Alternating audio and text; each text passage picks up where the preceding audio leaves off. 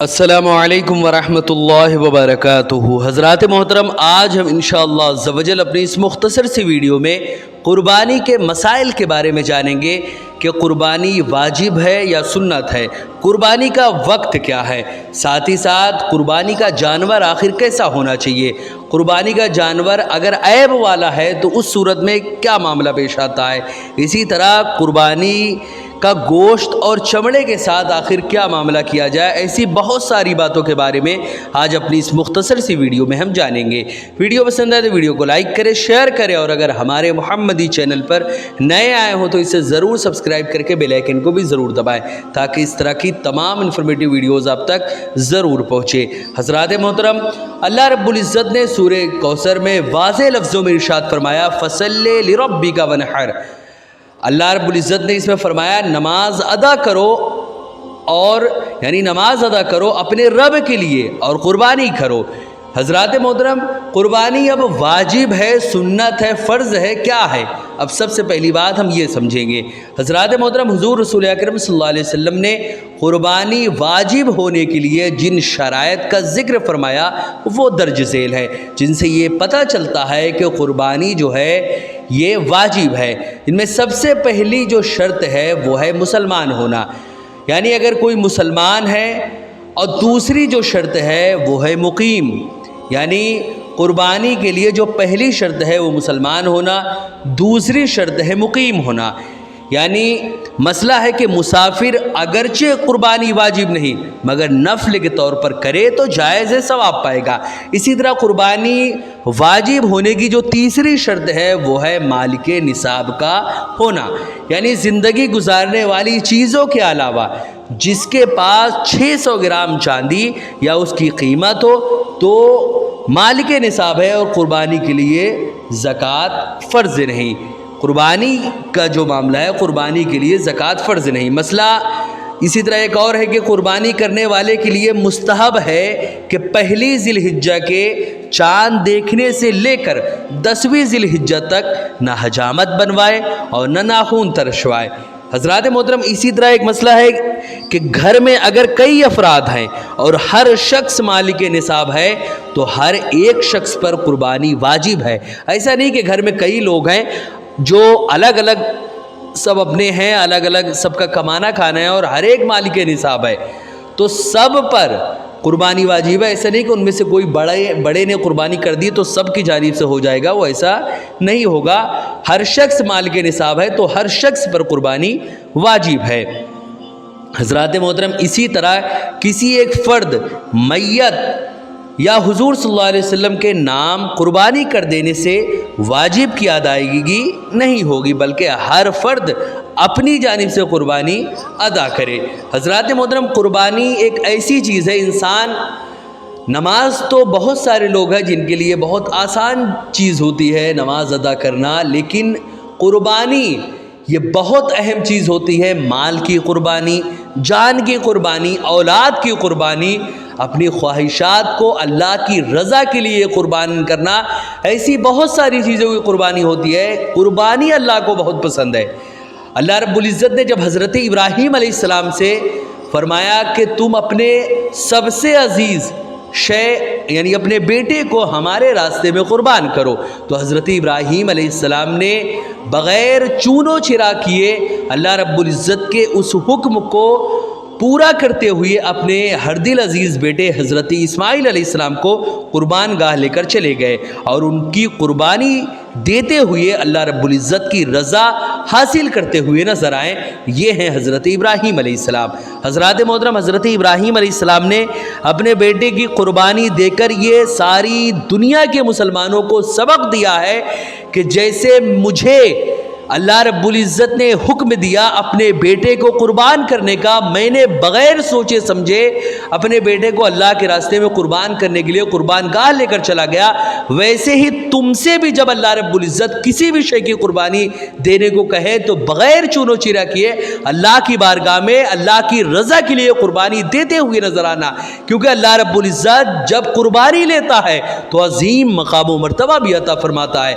हज़रत इब्राहीम खलीलुल्लाह है, अल्लाह रब्बुल इज़्ज़त के अजीम दोस्त हैं। वो ऐसे हैं कि जिनको अल्लाह रब्बुल इज़्ज़त ने हुजूर सल्लल्लाहु अलैहि वसल्लम के बाद अगर किसी का सबसे बड़ा मकाम व मर्तबा है अल्लाह रब्बुल इज़्ज़त की बारगाह में तो वो हज़रत इब्राहीम अलैहिस्सलाम है।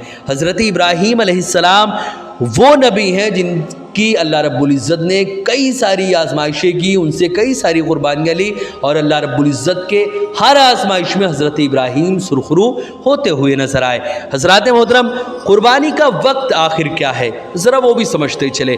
कुर्बानी का वक्त 10वीं ज़िलहिज्जा के सुबह सादिक से 12वीं ज़िलहिज्जा के सूरज डूबने तक है, यानी 3 दिन और 2 रातें। इन तीनों दिनों को अय्याम नहर यानी कुर्बानी के दिन कहते हैं। हज़रात मोहतरम, इसी तरह 10वीं ज़िलहिज्जा के बाद की दोनों रातें अय्याम नहर में शामिल हैं, उनमें भी कुर्बानी की जा सकती है। इसी तरह अगर शहर में मुख्तलिफ़ जगहों पर ईद की नमाज होती है तो पहली जगह नमाज हो जाने के बाद कुर्बानी करना जायज़ है। ये ज़रूरी नहीं कि ईदगाह में नमाज हो जाए तभी कुर्बानी की जाए, बल्कि किसी मस्जिद में नमाज हो गई और ईदगाह में ना हुई, जब भी कुर्बानी की जा सकती है और ये कुर्बानी जायज़ होगी। हज़रात मोहतरम, इसी तरह कुर्बानी के वक्त में कुर्बानी करना वाजिब है। कोई दूसरी चीज़ कुर्बानी के कायम मकाम नहीं हो सकती। जैसे कुर्बानी की जगह बकरी या उसकी कीमत सदका कर दी तो ये काफ़ी नहीं है। इसी तरह खुद कुर्बानी करना ये मुस्तहब है, यानी अपने हाथों से जानवर को ज़बह करे। इसी तरह कुर्बानी के दिन निकल गए, किसी ने कुर्बानी नहीं की और जानवर या उसकी कीमत को भी सदका नहीं किया, यहाँ तक कि दूसरी ईद आ गई, अब वो चाहता है कि साल गुज़िश्ता की कुर्बानी की क़ज़ा इस साल कर ले, तो ये दुरुस्त नहीं, बल्कि अब भी वही हुक्म है कि जानवर जो है जानवर या उसकी कीमत सदका करे और अगर उस पर वाजिब है तो फिर इस साल की कुर्बानी अलग करे। हज़रात मोहतरम, अब कुर्बानी का जानवर कैसा होना चाहिए तो ज़रा वो भी समात करें। हज़रात मोहतरम, हमारे आका सल्लल्लाहु अलैहि वसल्लम ने 4 किस्म के जानवरों की कुर्बानी को जायज़ करार दिया है, जबकि फरमाने नबवी सल्लल्लाहु अलैहि वसल्लम पर क़यास करते हुए उलमाए इस्लाम ने दीगर पालतू और हलाल जानवरों की कुर्बानी को भी जायज़ तस्लीम किया, मसलन बकरा, दुम्बा, ऊँट, भेड़, भैंस वगैरह। हज़रात मोहतरम, इसी तरह कुर्बानी की नीयत से मुर्ग ज़बह करना ये जायज़ नहीं। हज़रात मोहतरम, कुर्बानी का जानवर आखिर कैसा होना चाहिए, यानी अगर वो ऐब वाला हो तो उसमें क्या हुक्म है।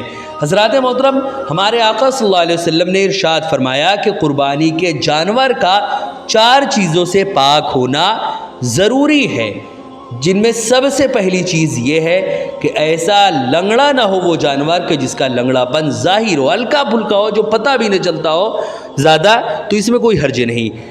दूसरा जो है वो ये कि ऐसा काना ना हो यानी ऐसा वो काना ना हो कि जिसका कानापन ज़ाहिर हो। तीसरा, ऐसा बीमार ना हो। इसी चीज़ में यही बताया गया कि ऐसा वो बीमार ना हो कि जिसकी बीमारी ज़ाहिर हो, ऐसा वो बीमार ना हो। इसी तरह चौथा, इतना दुबला ना हो कि उसकी हड्डी से गूदा निकल ना सके। हज़रात मोहतरम, इसी तरह कुर्बानी का गोश्त और चमड़े का क्या किया जाए ज़रा वो भी समात करें। हज़रात मोहतरम, कुर्बानी का गोश्त खुद भी खा सकते हैं और दूसरे मालदार और मुफलिस को भी खिला सकते हैं, बल्कि कुर्बानी करने वाले के लिए उस गोश्त से खाना मुस्तहब है, जबकि बेहतर यह है कि तमाम गोश्त को 3 हिस्से किए जाए, जिनमें सबसे पहला हिस्सा जो है वो एक हिस्सा मुफलिसों को दे, दूसरा एक हिस्सा दोस्तों अहबाब को दे, तीसरा एक हिस्सा अपने घर वालों के लिए रखे। हज़रात मोहतरम, इसी तरह कुर्बानी अगर मन्नत की है تو اس کا گوشت نہ خود کھا سکتا ہے اور نہ کسی مالدار کو کھلا سکتا ہے، بلکہ تمام گوشت صدقہ کر دینا یہ واجب ہے۔ حضرات محترم، اسی طرح اگر قربانی میت کی جانب سے ہو تو اس کا گوشت خود کھائے، احباب کو کھلائے اور مفلسوں کو بھی دے۔ تمام گوشت مفلسوں کو دینا یہ ضروری نہیں ہے۔ حضرات محترم، اسی طرح اگر میت نے وصیت کی تھی تو اس میں سے کچھ نہ کھائے، بلکہ تمام گوشت مفلسوں میں صدقہ کر دے اگر کوئی مرنے والے نے یہ وصیت کی تھی۔ حضرات محترم، اسی طرح قربانی کا چمڑا کسی بھی نیک کام میں لگایا جا سکتا ہے۔ اگر کسی نے چمڑے سے جانماز، مشکیزہ، تھیلی، دسترخوان اپنے استعمال کے لیے بنا لی تو کوئی حرج نہیں، یہ بھی جائز ہے۔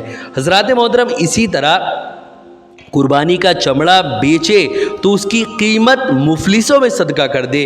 بہتر یہ ہے کہ اپنے گاؤں محلے کے ایسے مفلس طالب علموں کو دے، ایسے مدرسوں میں دے، ایسے جگہوں پہ دے جو علم دین حاصل کرنے میں مشغول ہوں۔ اسی طرح قربانی کا چمڑا یا گوشت میں سے کوئی چیز ذبح کرنے والے یا قصاب کو اجرت کے طور پر دینا یہ جائز نہیں۔ یعنی قربانی کرنے والا آیا، ہم اس کو پیسے دینے کے بجائے اس کا گوشت دے رہے ہیں یا اس کو چمڑا دے رہے ہیں، تو اسی کے بارے میں یہ مسئلہ ہے کہ قربانی کا چمڑا یا گوشت میں سے کوئی چیز ذبح کرنے والی یا کسائی کو اجرت کے طور پر دینا یہ جائز نہیں۔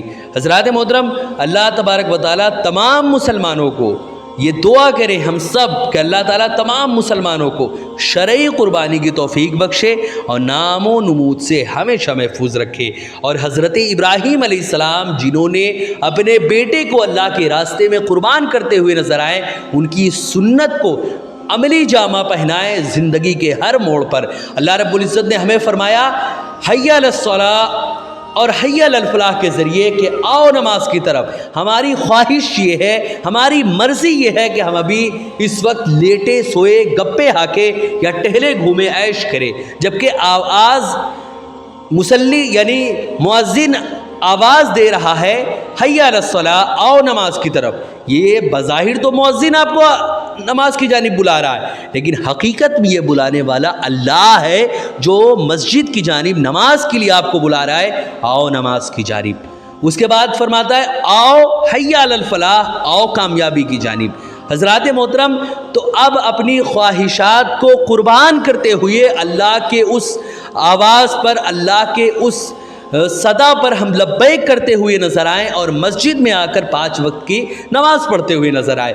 اسی طرح قربانی کا جب وقت آئے تو ہمیں اللہ نے اگر صاحب استطاعت کیا ہے تو ہم قربانی کرتے ہوئے نظر آئے۔ ہماری خواہشات مال و دولت میں لگی ہوئی ہے، پھر بھی ہم اپنی اس خواہش کو روندتے ہوئے اللہ کی مرضی، اللہ کے حکم پر عمل کرتے ہوئے قربانی کرتے ہوئے نظر آئے۔ اسی طرح زکوٰۃ کا معاملہ ہے کہ اگر اللہ رب العزت نے ہمیں صاحب استطاعت بنایا ہے، ہمیں مال و دولت دیا ہے، تو اس میں سے ہم اللہ کے راستے میں ضرور خرچ کریں۔ اگر نہیں کریں گے تو قیامت کے دن یہی مال و دولت، یہی سونے جس کو ہم جمع کر کے رکھے ہیں، ہمارے لیے عذاب کی صورتیں بنیں گے اور عذاب میں ہم کو لے کر جائیں گے۔